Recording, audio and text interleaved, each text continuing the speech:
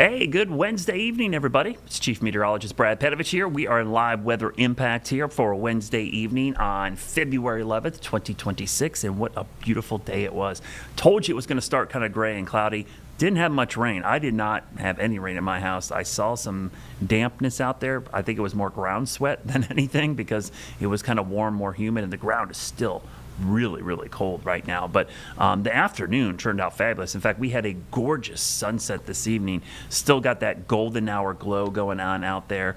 Sunset this evening was at 6:02 p.m. and with the high clouds, low sun angle, boy, do you get some beautiful views. You can see Spencer Mountain off in the distance there. We're looking over Charlotte Douglas International. So every once in a while, you'll see a plane come by there. We did clear out. If you were out early today, you probably said, hey, it was cloudy and gray, but about 2 o'clock is when the sun broke out here. I know areas north, it broke out a lot sooner than that.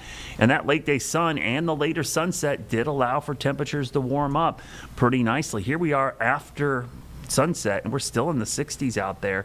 62 currently here in Charlotte. I'll show you some other temperatures at the bottom of the hour. 40s in the mountains and 50s showing up. The wind has shifted to the north, so technically some cooler air moving in, but we'll call it seasonably cool tonight, and tomorrow doesn't look bad at all. The high temperature today, yeah, we hit 70 again, second day in a row, but today, unlike yesterday, it started warm, near 60 in the morning. So today was by far the warmest day from an average standpoint than we have seen since, I think, January 23rd is the last time we had a day above average like we did today. Yesterday's 30 in the morning definitely set us back. And just to give you some perspective, this is based on, these are the temperatures tonight into tomorrow morning. I'll show you those quickly. I kind of jumped the gun here. But most for our low to mid 30s, some 20s in the mountains, so a cool start. This is what I was referring to. Looking back at the last 31 days, this is the average departure for high temperature only, does not include the low temperature.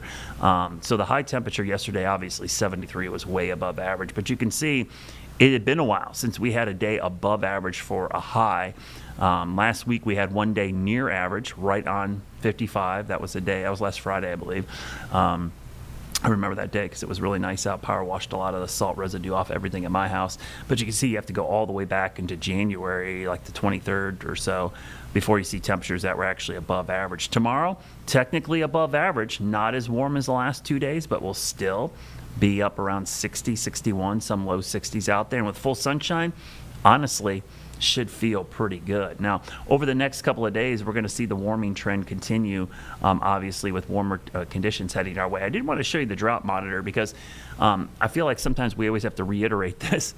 We are in a severe to moderate drought. In the winter, it is super hard to tell when you're in severe to moderate drought because nothing's growing, not because it's dead, it's dormant, right? Your trees don't have leaves, you don't have gardens going, your grass is dormant, you're not in the pool, you're not watering things, it's not hot, so you're just not using water, you're not noticing as much. But if you live on a lake or a stream, you probably notice how low the water flow is right now and the water levels. And if you look at some of the rainfall amounts over the last 3 months, I did today, it has been incredibly arid. I mean, it's just, if we had stuff growing and high evaporation rates, just your lawn growing alone would be using an inch of rain per week that we don't have.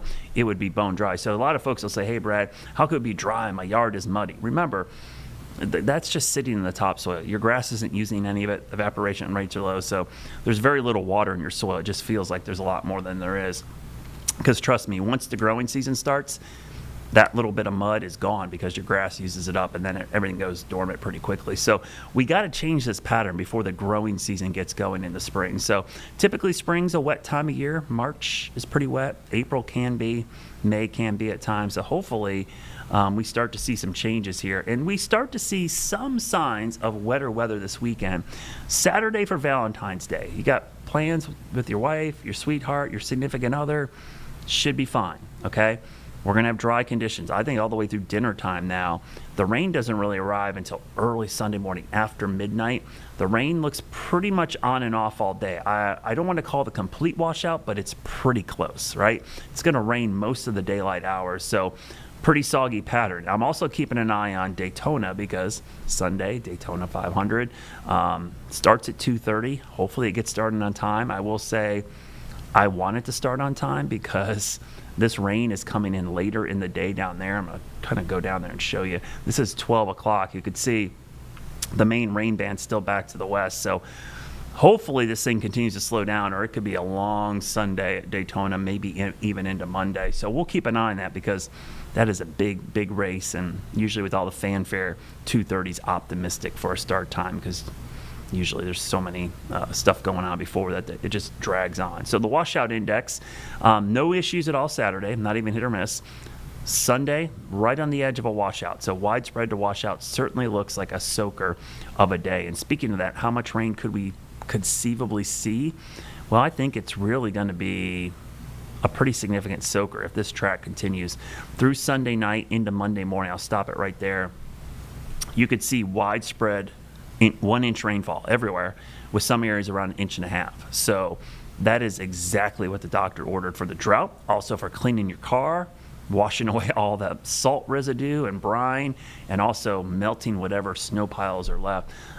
We've got some big nasty ones left over in our parking lot, and I know a lot of parking lots, especially north, have big piles of snow full of all kinds of dirt. So we love to get that stuff washed off. So your weekend forecast: Saturday, looking good. Sunday, not so great, but hey, we need the rain. Stay home, watch Daytona 500, enjoy a good day inside.